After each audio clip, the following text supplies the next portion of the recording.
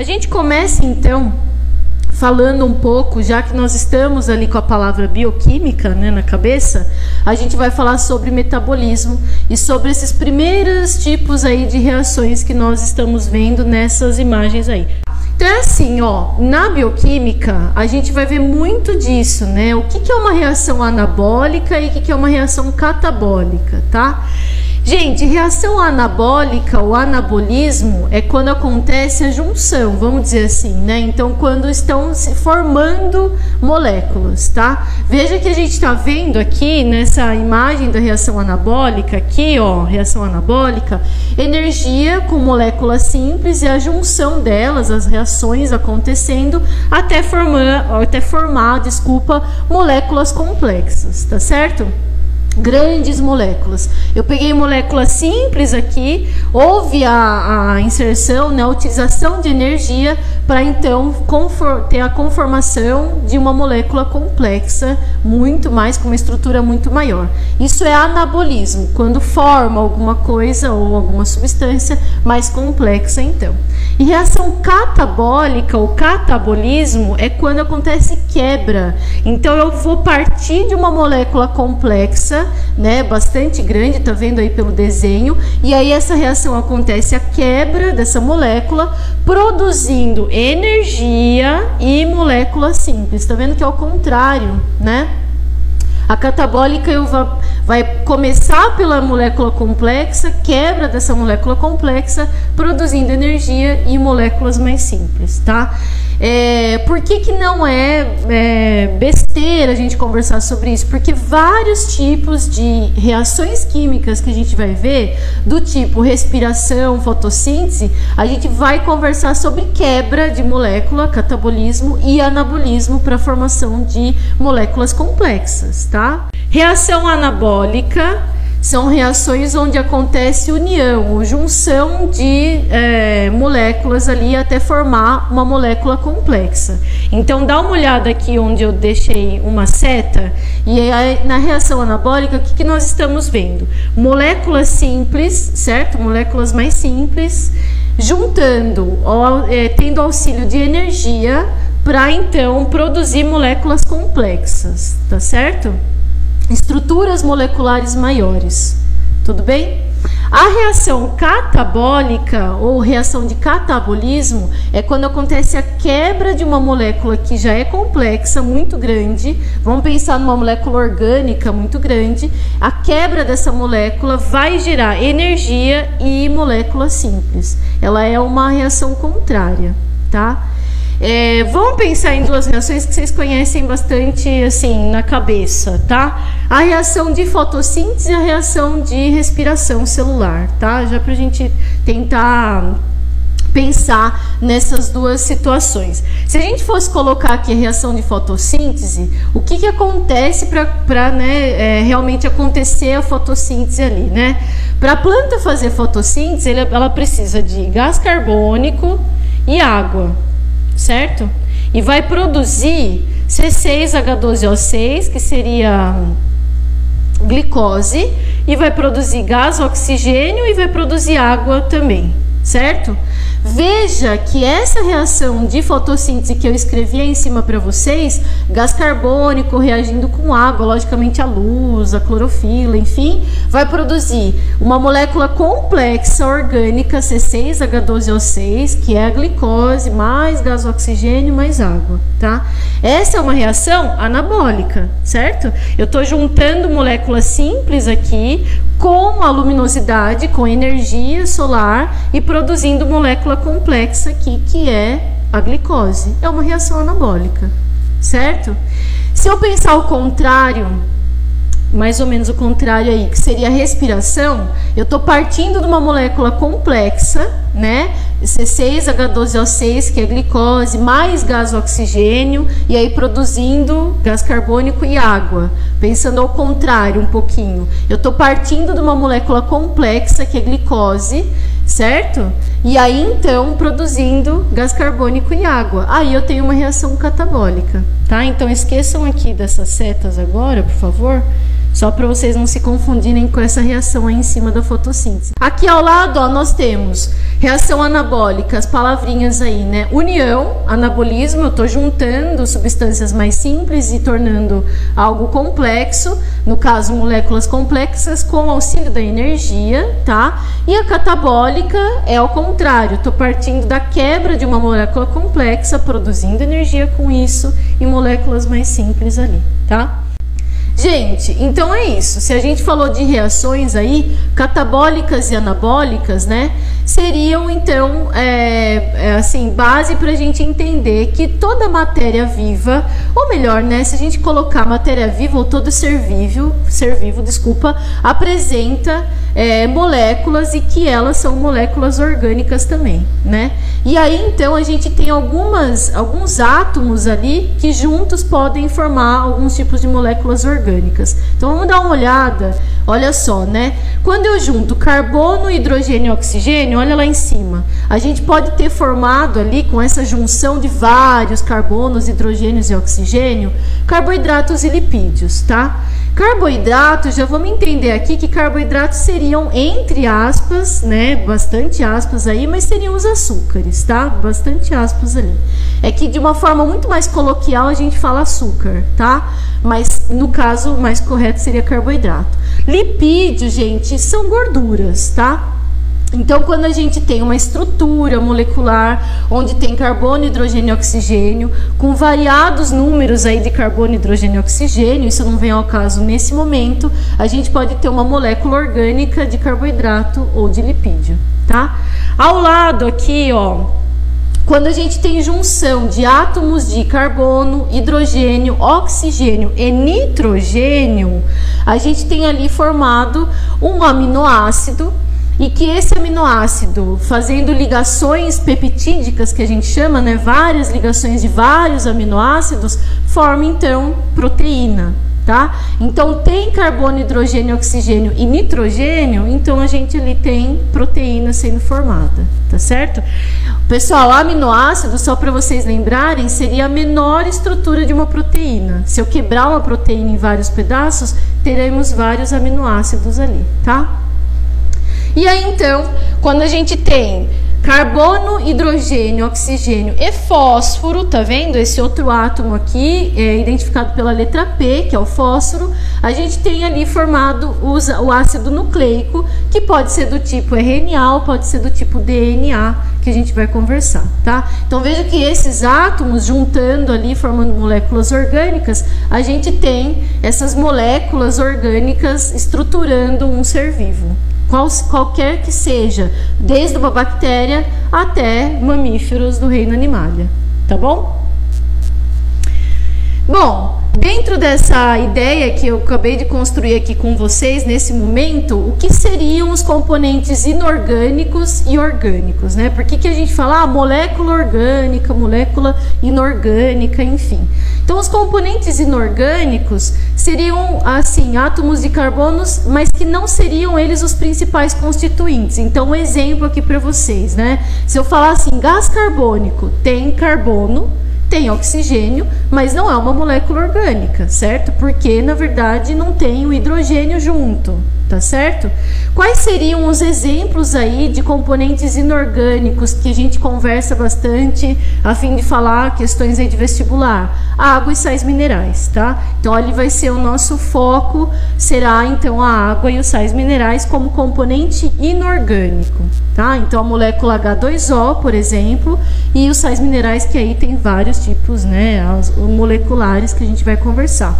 E aí os componentes orgânicos, a gente tem estruturas moleculares ali já faladas, né, um pouquinho no começo dessa aula. Então, quais seriam os componentes orgânicos? Os carboidratos, as proteínas, os lipídios, os ácidos nucleicos e as vitaminas, que dentro dessa aula a gente vai abranger um pouquinho delas também, tá bom? Falando um pouquinho sobre água, tá? Vamos lá falar um pouquinho sobre essa molécula bastante importante aí para nós, tá? Bom, é um composto mais abundante na matéria viva. Qualquer ser vivo tem uma quantidade de água, mas obviamente a gente entende que vai variar conforme a espécie. Na verdade, dentro de uma mesma espécie, dependendo da idade daquele ser vivo, até se a gente pensar em corpo humano, a quantidade de água vai variar no corpo, né? Então, se a gente considerar pelo menos uma pessoa idosa e com uma pessoa mais nova, mais jovem, a quantidade de água no tecido, nos órgãos de uma pessoa idosa é bem menor do que uma pessoa mais jovem, né? A gente consegue ter dentro de uma mesma espécie a variação da quantidade de água naquele corpo, por exemplo, no corpo humano. Entre espécies diferentes, com certeza vai variar a quantidade de água também. Mas é importante a gente saber que é um tipo de molécula que está em qualquer ser vivo, tá? É uma molécula polar, né? Dentro aí da química, ela é considerada como uma molécula polar, né? E aí a gente tem essa estrutura química sendo mostrada aqui ao lado, né? Onde a molécula da água é formada por 2 hidrogênios e 1 oxigênio, e com toda essa estrutura química aí apresentada, mostrando polaridade, tá certo? Bom, gente, quando a gente fala de água, a importância está aqui. Quais as funções da água em vários aspectos, tá? Primeira coisa é que até professor de química também fala a mesma coisa que eu vou falar agora, que a água ela é considerada como um solvente universal, né? Então, por que solvente universal? Porque, na verdade, ela consegue dissolver a maior parte das substâncias na natureza. A maior parte, não todas as substâncias, né? Então, voltando... Talvez a ideia aí até lá no 6º ano, ou depender ao 9º ano, quando você fez essas séries aí, esses anos, a gente fala sobre solvente universal como isso, né? Se eu consigo pegar sal e a água consegue dissolver, e outros compostos a água dissolve, mas existem compostos que são apolares, no caso, tipo óleos, que a água não dissolve, certo? Então ela é categorizada como solvente universal por conseguir dissolver a maior parte das substâncias, mas não todas as substâncias que existem, tá? A água também no nosso corpo, ela faz um tremendo de um controle de temperatura corpórea, né? Então, se a gente pensar no corpo humano, especificamente nos organismos que são homeotérmicos, né, que controlam a temperatura corpórea, existem vários mecanismos de controle, mas já que nós, mamíferos, temos várias glândulas, e uma delas, né, a sudorípara, a glândula sudorípara, ela libera uma quantidade de água que fica sobre a nossa pele, e aí então consegue controlar a temperatura interna do nosso corpo. Tá? Então o suor, ele tá, a função ali do suor é realmente controle térmico do nosso corpo, tá? Além disso, a água ela é um meio ali para facilitar reações químicas, né? E aí reações químicas não só laboratoriais, mas a gente pode pensar reações químicas no ser vivo, dentro do corpo humano, tá? Então a água ela realmente consegue fazer ali uma função, né, tanto no citoplasma de uma célula ou fora da célula, entre uma célula e outra no tecido, a fim de que auxilie ali reações a acontecer, né? Tanto que a gente está falando ali, né, a gente acabou de falar no começo da aula, a reação de respiração celular, a reação de fotossíntese numa planta, ela consegue, então a água é um meio aí de um facilitador de uma reação química, tá? E aí então também, quando a gente fala de equilíbrio de concentração de meio, um meio mais concentrado, um meio menos concentrado, a gente fala sobre osmose, tá? Então osmose, gente, seria o transporte efetivamente de água. Tá? Então o corpo perder água para o meio ou ganhar água do meio, né? Esse controle hídrico, essa movimentação de água que acontece nas nossas células, em células de qualquer ser vivo, a gente chama então de osmose, tá certo? O que está sendo mostrado aqui, ó, nessa imagem na lateral. Tá? Isso que está acontecendo, desse ganho ou perda de molécula de água ali dentro de um copo, pensando que esse copo, por exemplo, tem moléculas de açúcar ali. Então vamos pensar que a água é o solvente e que o açúcar seria o soluto ali, né? Como se fosse também um sal ali, tá? E aí esse pintadinho aqui no meio, essa membrana que está desenhada no meio do copo aí seria uma membrana semipermeável, por exemplo, membrana plasmática, tá? E aí essa questão de ganhar e perder água, a água passar de um meio para o outro, né? Então um controle feito por osmose. Perceba que nesse primeiro copo aqui, ó, que eu vou circular para vocês, tem bastante molécula de água aqui, que está mostrado em pretinho aqui para vocês, ó, seria H2O, e o que tá para vocês em verdinho ou azul, não sei, é açúcar. Então, de um lado do copo tá muito concentrado em açúcar, e desse outro lado aqui a maior concentração é de água.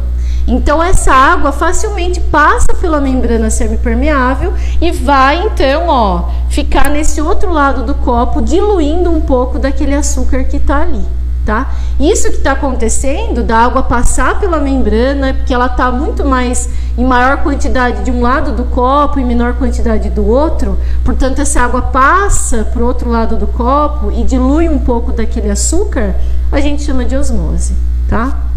Então, gente, osmose realmente é transporte de água, não é transporte do açúcar, não é transporte do sal, não é transporte de soluto, é transporte do solvente água, tá? Vamos lá, tem mais funções aqui para a gente conversar, né? Então a gente está vendo função de tensão superficial e capilaridade. Olha só essa imagem mostrando que num tubo muito fino, né? Essa água consegue, por adesão a esse tubo e por coesão das moléculas, elas conseguirem realmente fazer uma ligação com ligação de hidrogênio ali, né? Uma estrutura molecular em que essa água consegue subir por vasos, vamos pensar assim, com diâmetros muito pequenos, né? Gente, capilaridade, a gente está vendo nessa imagem aí, ao lado, mostrando, por exemplo, num laboratório, por capilar, por algo muito fininho, por um tubo muito fino, mas se a gente for transportar a ideia de capilaridade para biologia, vamos dizer assim, né, para uma situação mais comum, a gente fala como que acontece então a subida de água e até os sais minerais, né, mas vamos pensar na água numa planta, numa árvore. Como que essa água sai da raiz de uma árvore e chega a uma altura N, né, na verdade que pode ser uma altura gigante de uma árvore muito grande, e essa água chega até a última folha, né? Por quê? Por conta da capilaridade.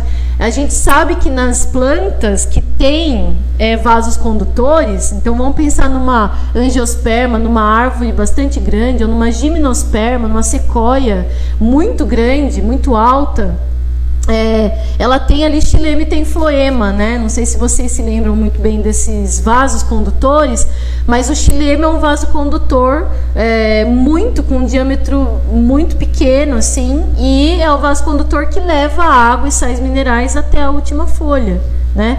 Por capilaridade. Porque essa molécula da água, ela consegue aderir ao vaso condutor, né, ao xilema, e as moléculas, elas se juntam a ponto de conseguir subir contra a gravidade, tá? Só consegue efetivamente fazer isso porque ela tem essa capacidade de capilaridade, tá?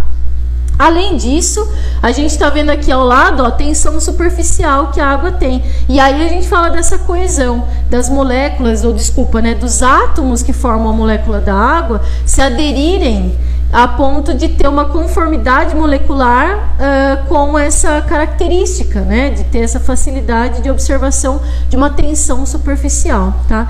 Essa imagem aqui, a gente está vendo tensão superficial acontecendo, mas também a gente pode pensar quando a gente vê um lago com água bastante assim parada, sem movimento, e aí um mosquito, né, ou um inseto consegue então mostrar a tensão superficial da água, né? Ele não vai afundar, vamos dizer assim, naquela água. Ele consegue meio que ficar deslizando por cima da água, tá? É um exemplo também de tensão superficial, dessa característica que a água tem também, tá? Então, sobre água, a gente vê essas características, veja só, que dentro disso que eu falei para vocês, tanto tensão quanto capilaridade, a gente vê essas características de adesão e coesão, né? Adesão é a capacidade de ligar uma molécula se liga a outra, e a coesão é a ligação entre moléculas da água, né? Ela consegue ter uma conformidade também, e aí ela consegue ter essa capacidade ou essa característica de ligação entre uma molécula e outra, tá certo?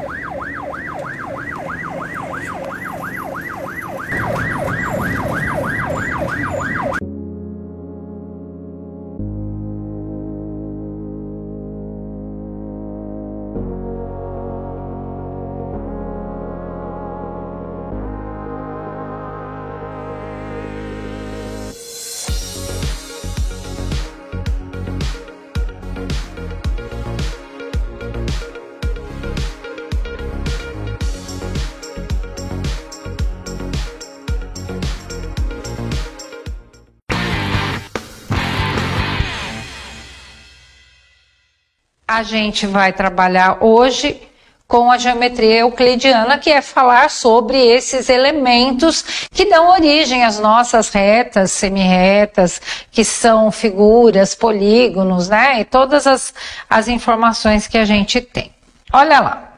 Primeira coisa que eu tenho aqui é chamado de ente geométrico. São pedacinhos, né, de figuras, são figuras que dão origem a outras coisas. Então ele está falando assim, que o ponto, a reta e o plano, eles são chamados de entes geométricos.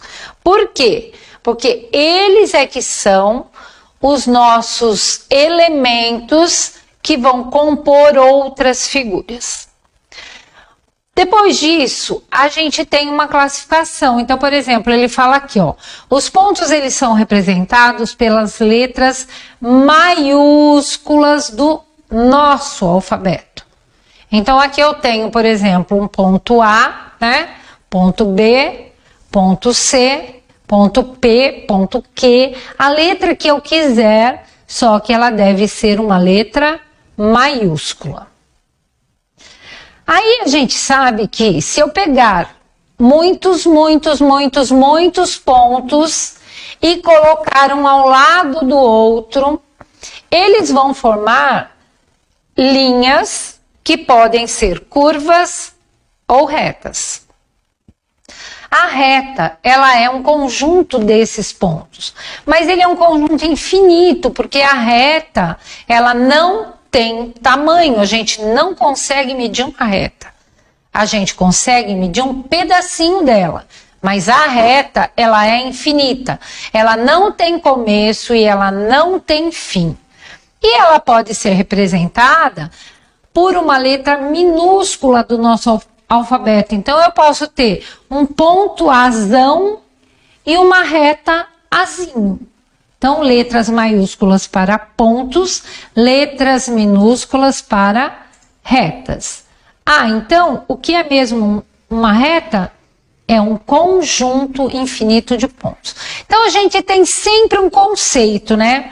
Aí vocês devem estar perguntando assim, mas professora Ênia, qual é a definição de um ponto? Com toda a ênfase do mundo. Ponto é um ponto e ponto. Não tem o que explicar, gente. O ponto ele não tem dimensão. Então não tem o que explicar. Ele é por si próprio. Eu olho para a cara dele e falo assim, muito prazer, ponto. E é isso aí. Não tem definição. A reta sim é um conjunto infinito de pontos. Agora, é lógico, quando eu pego uma reta, outra reta e limito um espaço, esse meu espaço é chamado de plano, olha lá. E o meu plano, ele pode ter diversos formatos, ele tem que ser um espaço fechado. Então, por exemplo, aqui dentro, ó, um espaço limitado, que a gente chama de plano, a partir de 3 retas. ele é representado por letras minúsculas, só que do alfabeto grego.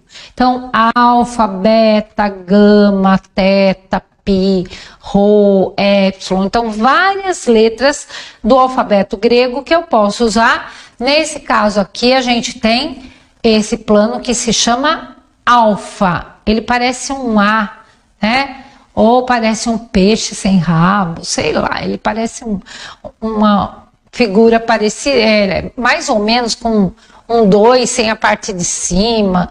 Vão imaginando aí o que vocês quiserem, tá? Então, aqui a gente tem a representação desse plano pela letra alfa. Depois a gente dá uma olhadinha nas outras letras, ok? Então, foi aí que a geometria surgiu, a partir do ponto que deu origem à reta, e as retas se cruzaram e deram origem a um espaço fechado chamado plano. Bom, agora a gente tem essas retas se comportando de determinadas maneiras no plano. Axiomas são coisas que a gente lê e não precisa explicar por quê. Tá na cara. Não tem que justificar. Teorema sim, teorema você justifica. Aqui ele está falando o seguinte, olha bem para essa figura aqui, ó. Por dois pontos P e Q, passa uma única reta. Gente, se ela passar por P e por Q, e passar por Q e por P, ela é a mesma reta. Eu não consigo fazer uma outra reta diferente dessa, passar por esses dois pontos. Ao passo que quando você faz a reta passar por um único ponto, essa direção dela, ela pode variar. Porque é como se ela tivesse presa num prego e você girasse. E ela tem diversas posições. Então, o nosso axioma 2, ele fala assim, por um ponto passam infinitas retas. Eu posso ficar traçando quanto eu quiser aqui, que eu vou conseguir sempre traçar mais uma reta. Então, isso é super importante, gente. Por um ponto passam infinitas retas, por dois pontos passam uma única reta. Certo? O que a gente disse aqui, olha, sobre o que é a reta? Ela é um conjunto infinito de pontos. Tanto é que a gente tem aqui um pontilhado, aqui também a gente tem um pontilhado, que está falando o quê? Ela continua e ela continua. Isso daí me dá duas coisas que a gente às vezes confunde um pouquinho. Direção e sentido, tá? A direção é sempre horizontal, vertical ou inclinada. O sentido é para norte, para sul, para leste, para oeste, para esquerda, para direita, para cima, para baixo, é para onde a gente está riscando. Certo? Agora, isso daqui, a gente sabe que se eu limitar um espaço aqui, eu posso até dizer, aqui eu tenho um plano.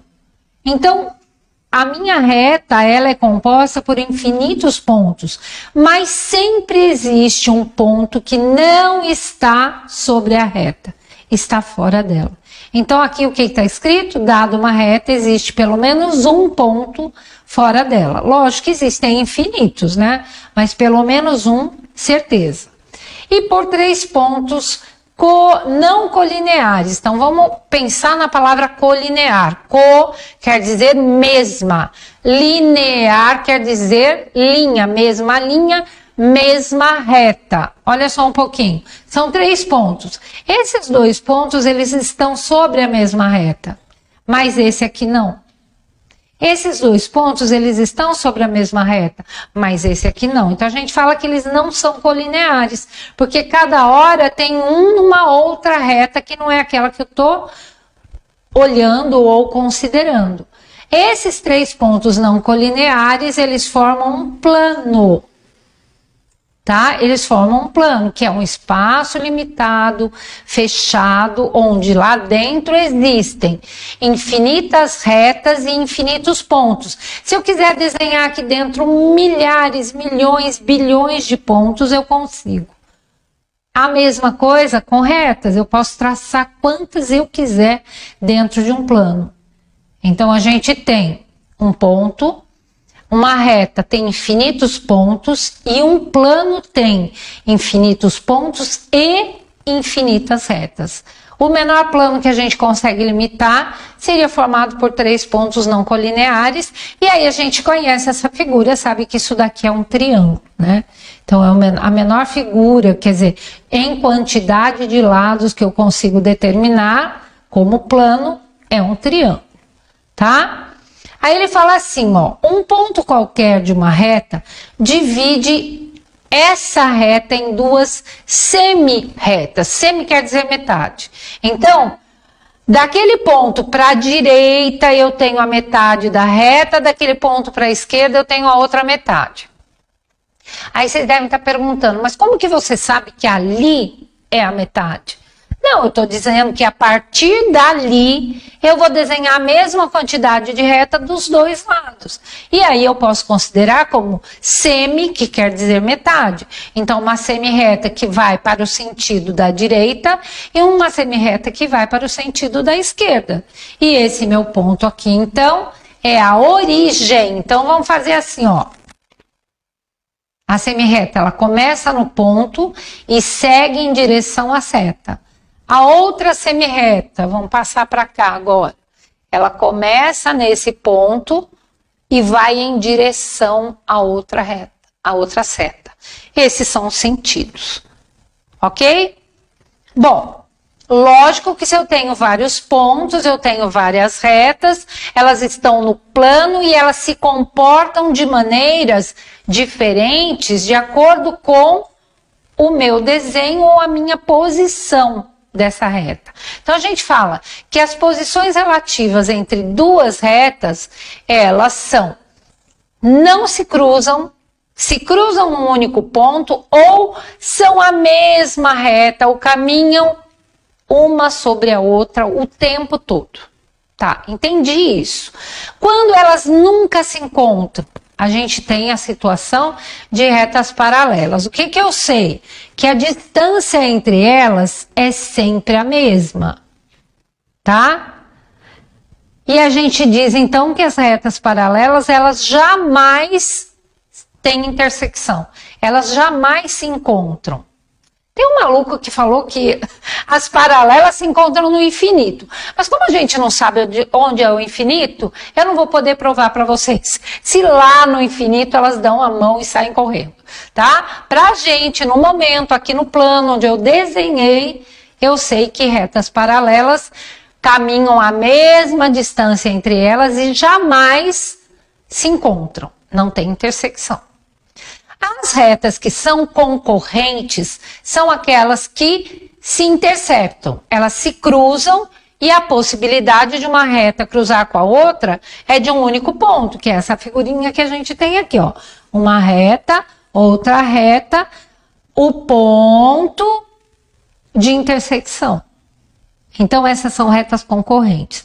Só que quando essa reta ela vai inclinando, inclinando, inclinando e forma um ângulo de 90 graus, então formam, né, entre si um ângulo de 90 graus, essa reta concorrente é especial e recebe o nome de perpendicular. Ah, então reta perpendicular é uma reta concorrente, porém ela é especial porque ela forma um ângulo de 90 graus. Tudo bem? Agora, desenhe uma reta em cima da outra reta.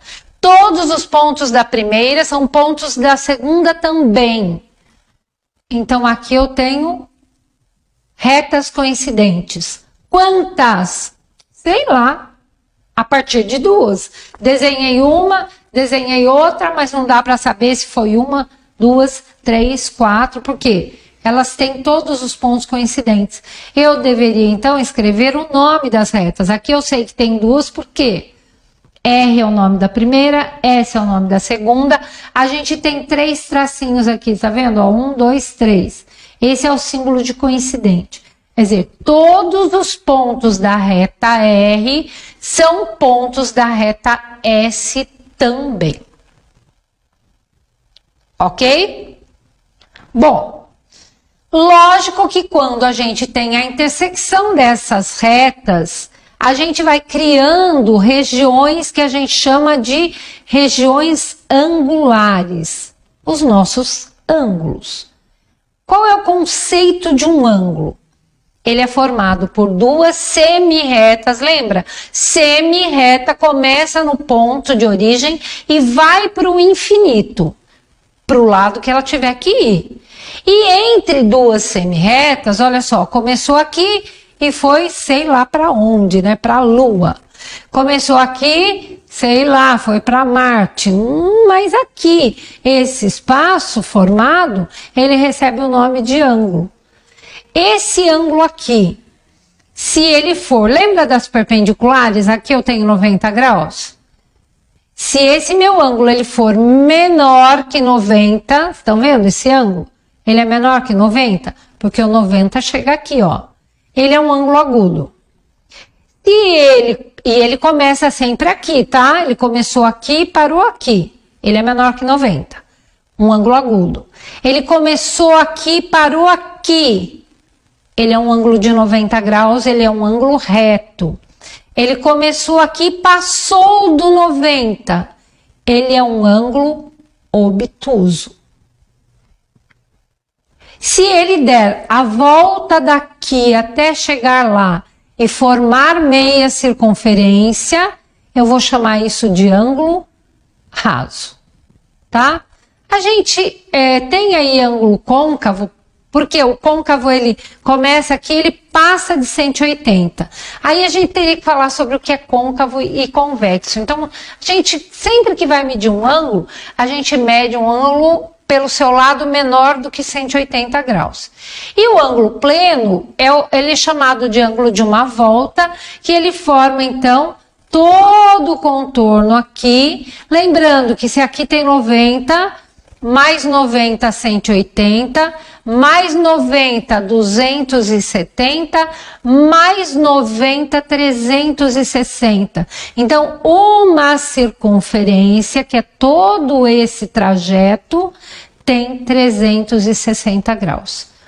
Graus, unidade de medida de ângulo, que foi feito de que maneira? A gente ouve falar que eles relacionaram o formato, né, da circunferência com o movimento da Terra em torno do Sol, né? E aí eles acreditavam que era circular, com 365 dias, e aí eles associaram esse movimento à medida do ângulo. Só que 365 era um número que não dividia por nada, né? Dividia por 5 e olhe lá. Eles chegaram a um sistema que é o sexagesimal, né? Contando 1 grau igual a 60 minutos, 1 minuto igual a 60 segundos. E aí, 360 é múltiplo desse 60. E é o que mais a gente conseguiu dividir. Divide por 2 dá 180, divide por 3 dá 120, divide por 4 dá 90, né? Eu posso dividir esses 360 por muitos números e conseguir, então, essa região que a gente chama de região angular, que pode ser um ângulo agudo, reto, obtuso, raso com meia volta e pleno ou de uma volta, que seria o de 360 graus. Tudo bem aí, gente? Então, eu acho que é alguma coisa que tem que ficar para vocês pensarem. É muito conceito, né? A gente veio desde o que era ponto, reta, plano. Retas concorrentes formam ângulos. Esses ângulos, de acordo com a sua medida, eles têm um nome. Então, vocês precisam primeiro administrar toda essa informação para depois, então, a gente estudar especificamente o que eu posso tirar de uma reta, o que eu posso medir naquela reta, como é que eu posso trabalhar com um ângulo, como é que eles se comportam com relação às suas medidas, tá? Então, eu acho que a gente tem aí um bom tanto de conteúdo para vocês repensarem e continuarem lendo textos, procurando saber, porque a gente tem pequenos lances de teoria e aí vocês têm que depois no final amarrar tudo isso, ok? Então espero que vocês tenham entendido essa parte inicial da geometria e que vocês retomem tudo isso para que num próximo encontro a gente possa falar sobre como se comportam esses ângulos, como eu posso fazer operações trabalhando com essas figuras.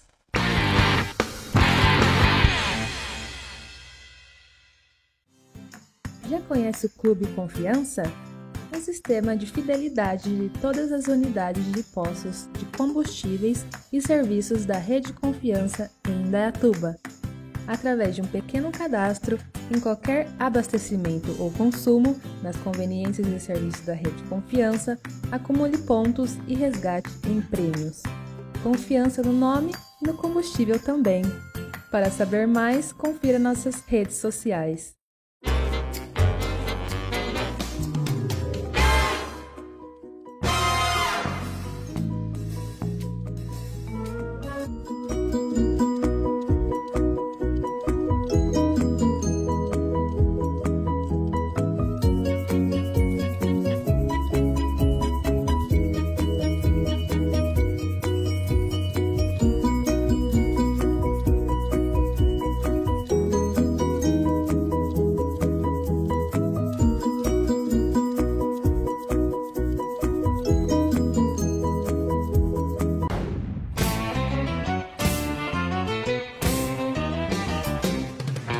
No Pesqueiro 3T, você encontra pratos deliciosos aliados a um ambiente muito agradável e descontraído.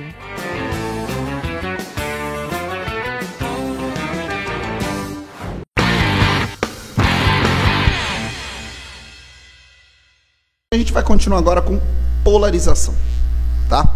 O que consiste a polarização? A polarização consiste em diminuir dimensões da onda. Lembra que a gente tem onda unidimensional, bidimensional e tridimensional, que tem a ver com os para onde ela se propaga, os sentidos de propagação. Então, quando a gente faz uma polarização com a onda, a gente diminui, né, as dimensões com que ela se propaga e a gente faz com que a onda se propague em uma única dimensão. Então vamos imaginar que ela pode se propagar assim, assim, assim, né? Altura, largura e profundidade, sei lá. Quando a gente polariza a onda, dependendo da posição do nosso polarizador, ela vai se propagar após passar por ele em uma única dimensão. Nós podemos dizer que nosso polarizador, entre aspas, assim, ó, é como se fosse um filtro. Então a gente vai filtrar um filtro de dimensões. Então, a gente vai filtrar uma dimensão e ela vai começar a se propagar em uma única dimensão. Eu tentei desenhar aqui, mas vocês conhecem, né? Desenhar é complexo. Então imagina assim, ó, que você tem uma onda aqui, tá? Uma corda e você está fazendo assim na corda, ó, tá? Imagina que a onda está se propagando assim, ó, tá? Como se eu estivesse girando aqui. E aí, se eu estou girando aqui, eu tenho uma propagação de onda em todas as direções. Aí eu vou lá e coloco um polarizador. Se eu colocar um polarizador na vertical, essa onda que estava vindo assim, ó, ao passar por esse polarizador, ela começa a se propagar só na vertical. Então eu fiz o quê? Tirei as dimensões, duas dimensões dela e fiz ela se propagar numa única dimensão. Aí se eu pego o meu polarizador que estava na vertical e coloco ele na horizontal, essa mesma onda que estava vindo assim, ó, se propagando, ao passar por ele, começa a se propagar só na horizontal. Então a gente faz o quê? A gente tira algumas dimensões e deixa a onda se propagando só na dimensão que a gente gostaria. Nós polarizamos a onda. É como se a gente lapidasse as dimensões de propagação e deixasse só se propagando na direção que a gente quiser. Tem uma coisa, se você polarizou a onda uma vez e você deixou ela se propagar só na direção vertical, só assim, ó. E aí eu vou lá e coloco um outro polarizador na sequência. Por exemplo, eu vou lá e coloco um polarizador horizontal agora. Ela estava se propagando na vertical, eu fui lá e coloquei um polarizador horizontal. O que eu fiz? Teoricamente, ela agora pararia de se propagar na vertical e começaria a se propagar na horizontal. Só que, como essa onda já está polarizada, ela só tem a dimensão agora na vertical. Se eu coloco um outro polarizador na sequência, um polarizador horizontal, o que eu vou fazer com essa onda? Eu vou matar a onda, eu vou acabar com ela. Tá? Eu vou acabar com esta única dimensão e ela não tem mais dimensão agora para se propagar e ela vai morrer. Entre aspas, né? A onda não morre, não tem vida. Mas a ideia é essa, tá? Então, se você polariza uma onda e ela está se propagando agora só na direção vertical, se você põe um outro polarizador na horizontal, como ela não tem mais essa dimensão de propagação, você aniquila a onda. A mesma coisa aqui, ó. Ela estava se propagando na horizontal. Se você for lá e colocar um polarizador agora vertical aqui, ela não tem mais propagação na vertical. Quando você coloca um polarizador vertical nessa onda que estava na horizontal, o que vai acontecer? Ela vai parar de se propagar na horizontal. E como ela não se propaga mais na vertical, ela vai ser aniquilada também, tá? Então, essa é a ideia da polarização. Vamos lá, G. É possível colocar dois polarizadores literalmente juntos sem dar espaço? Sim. Você vai aniquilar a onda. Ela vai vir se propagando, passar pelo polarizador e acabar. Que é muito provável que acontece quando a gente usa óculos polarizado, né? Óculos de sol polarizado. Já viu? Lentes polarizadas. O que elas, né, teriam como função? Diminuir as ondas que atingem o seu olho, as ondas eletromagnéticas que atingem o seu olho. Então, ela ia, né, aniquilar algumas ondas para que a intensidade luminosa no seu olho seja menor. Essa é a ideia da lente polarizada, imagino eu. Não sou um entendedor de lentes de óculos, tá? Mas imagino que o fato desse nome da lente seja para isso, né? A gente vai diminuir a intensidade de onda no nosso olho sem prejudicar a nossa visão e sem prejudicar enxergar os objetos. Por isso que lentes vagabundas, né? Lentes de óculos que a gente compra no camelô, aqueles óculos que a gente sabe que a procedência não é boa, a lente é muito ruim, provavelmente ela não faz isso, tá? E aí a gente cai naquela ladainha, naquele blá blá blá do quê? De que óculos baratinho, ele estraga o seu olho, ele não tem a função que um óculos escuro tem, de diminuir a intensidade de luz sem prejudicar o seu olho. Na verdade, ele diminui a intensidade de luz, aumenta a sua pupila, porque o seu olho vai aumentar a pupila porque ele precisa de mais luz para enxergar. Só que ao aumentar a pupila, como a lente não filtra absolutamente nada, vai entrar mais radiação, né, mais luz no seu olho, e aí vai estragar a sua visão. Tá? Bem perigoso. Todos nós já usamos um óculos que não era dos melhores possíveis, né? Mas daí você vai comprar um Ray-Ban original, né? Tá lá, pô, custa R$ 1.300. Você fala, nossa senhora, aí você vai comprar um Ray-Ban não original, 30 conto. Você acha que isso é normal. Normal. Ah, não, outra é só marca. R$ 1.300 de marca? Não é. É a qualidade da lente. Tá? Tanto que quando quem usa óculos, vai comprar óculos, né, normalmente, vocês pagam a lente, né?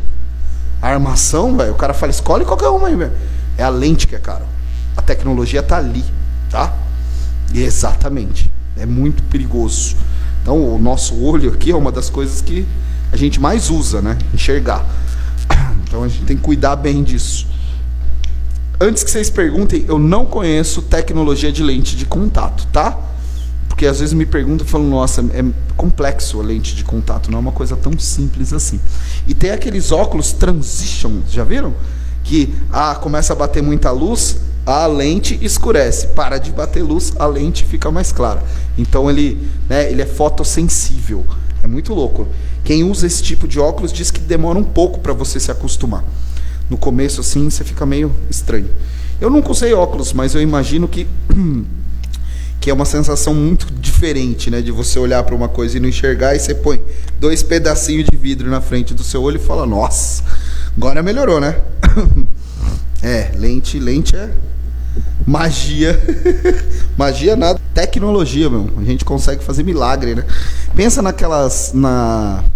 nas lentes dos capacetes do astronauta, cara, que tem aquela película, né?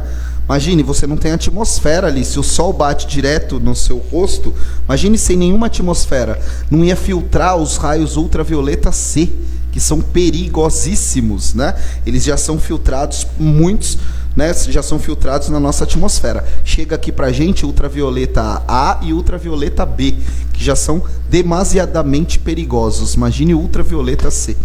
Né? Por que chama ultravioleta? Lembra? Porque a gente consegue enxergar até a cor violeta. Passou da cor violeta, está no ultravioleta. Você não vê mais.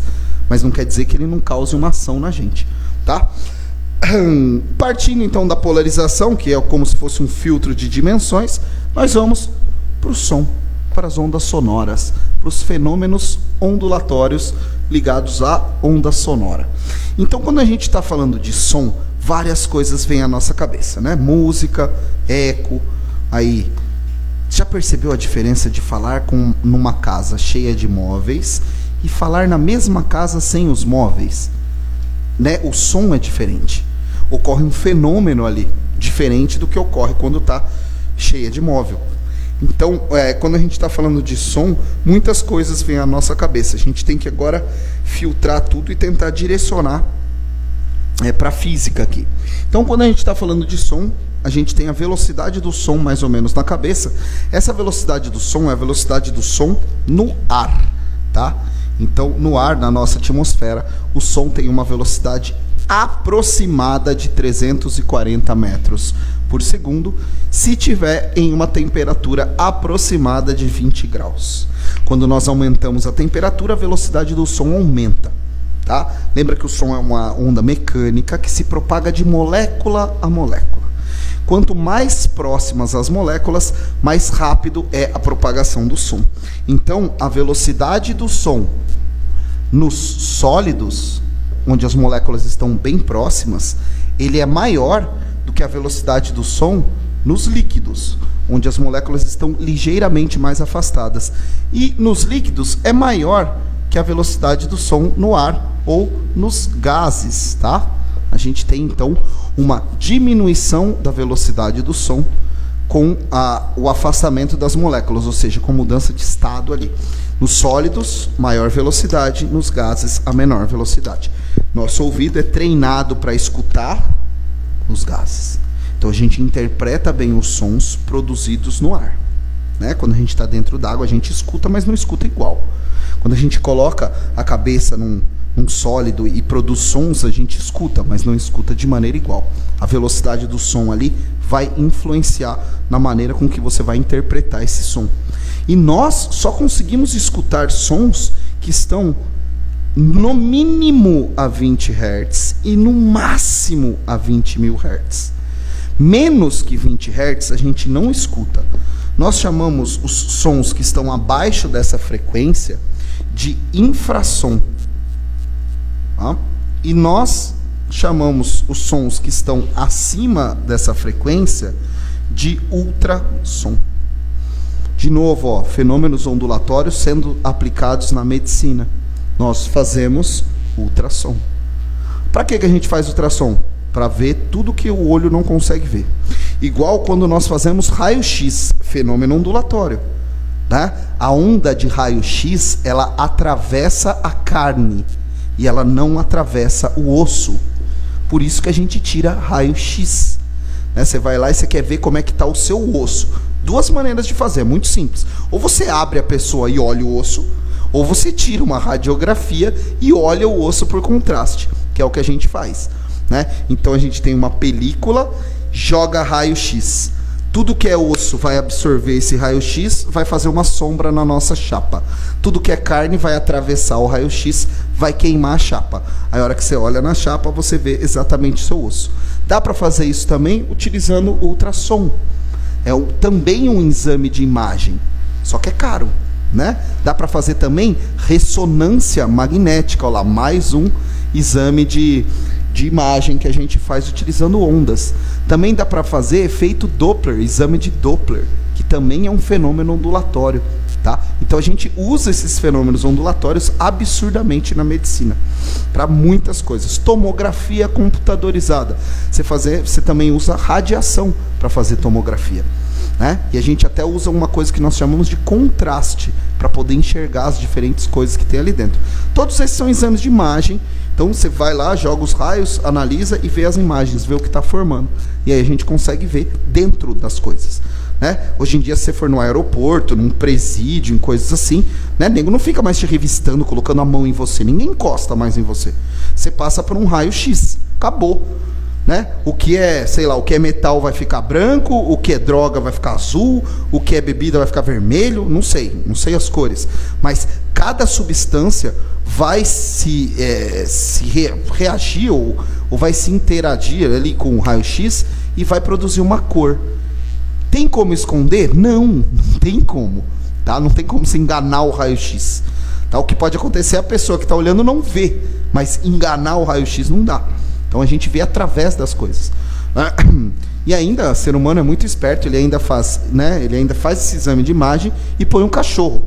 Porque se você conseguiu enganar o raio-x, o olfato do cachorro esquece. Você não vai enganar. Né? E daí ele consegue te pegar. E aí ele usa o quê? Nariz. Né? Ele consegue cheirar os coisas. Na verdade, a gente engana o pobre do bichinho, né? A gente faz ele brincar com um brinquedinho com cocaína dentro. Não que ele vai entrar em contato com a droga, obviamente, tá? Mas você põe um pouco de cocaína dentro de uma bolinha e brinca com a bolinha, brinca com a bolinha, brinca com a bolinha com ele. Ele ama aquela bolinha. A bolinha é tudo na vida dele. Aí você vai lá e tira a bolinha dele e leva no aeroporto para ele procurar a bolinha. Tudo que tiver cheiro de cocaína, ele vai... Aqui, quero minha bolinha.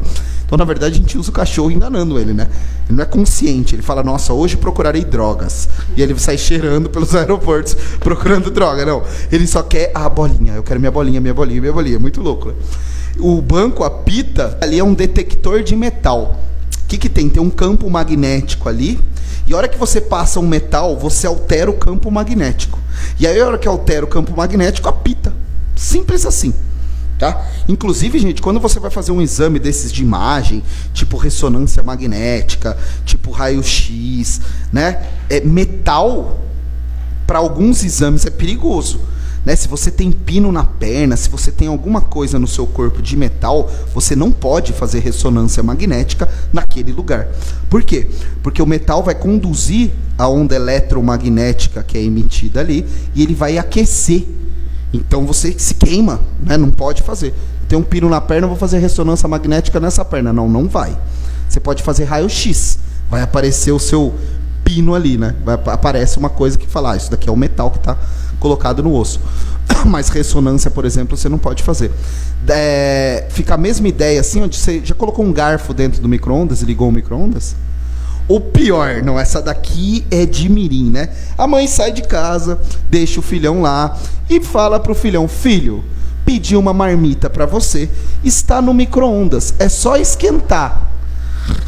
É só esquentar a comida, filho. Só faltou ela falar, né? Não esquentar a marmita, porque a marmita é de metal. Aí você liga o micro-ondas, começa a dar faísca para tudo quanto é lado. Por quê? A radiação de micro-ondas é eletricidade. E ela vai ficar percorrendo a marmita ali e começa a sair raios ali. Começa a dar curto, né? Começa a dar choque. Vamos falar agora das qualidades fisiológicas do som. Quais são as qualidades fisiológicas do som? Né? Então o som tem algumas qualidades. Quais são elas? Altura, intensidade e timbre. Essas três qualidades fisiológicas do som, elas estão relacionadas a tudo que a gente vive aqui em relação ao som. Por exemplo, altura. Quando a gente está falando de altura sonora, a gente está falando de frequência. Tá? Então eu vou colocar aqui, ó, eu relaciono a altura a F, F de frequência. Então nós temos sons altos, de alta frequência, e sons baixos, de baixa frequência. Então nós temos sons de alta frequência e de baixa frequência. Tá? A altura, quando nós estamos falando de som, a altura tem a ver com grave e agudo, não com volume. Tá?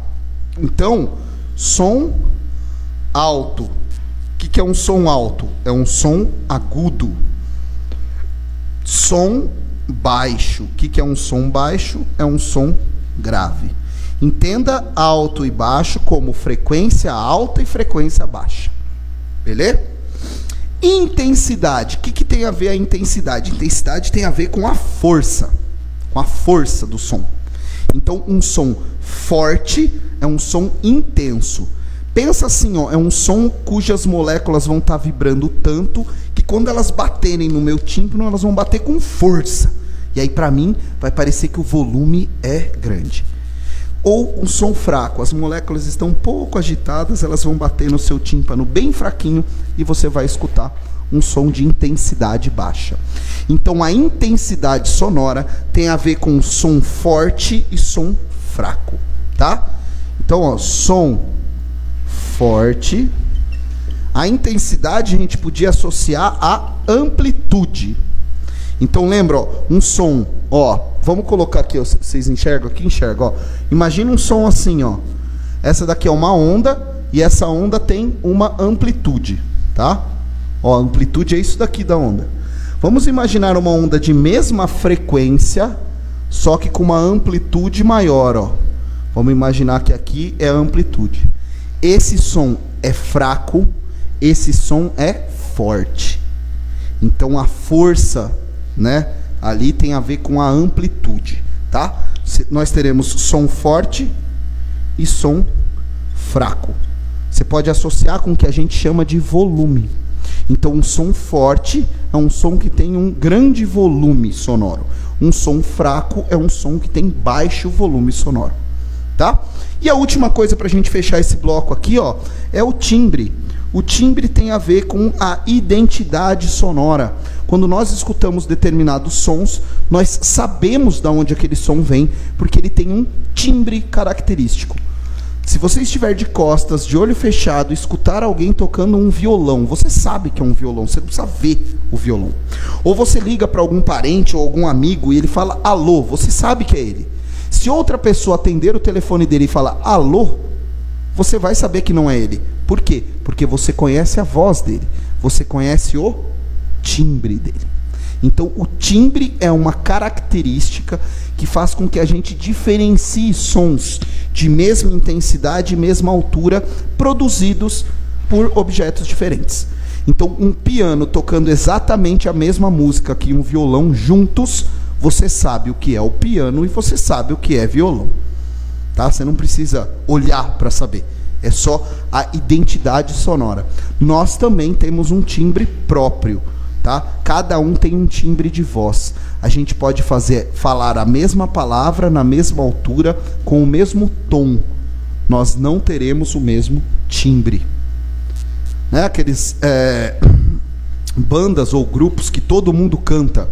Todo mundo canta no mesmo tom, todo mundo canta na mesma altura, todo mundo canta junto, só que você sabe que cada voz é diferente. Tem vozes muito parecidas, né? Tem aquela dupla, a Ana e Vitória, né? Acho que é isso, Ana e Vitória, que às vezes elas estão cantando, você quase que não sabe quando é uma, quando é outra, né? Você precisa conhecer melhor ali para descobrir quais são os timbres diferentes. Mas o timbre tem a ver com isso, então. Tem a ver com a identidade sonora. Tá?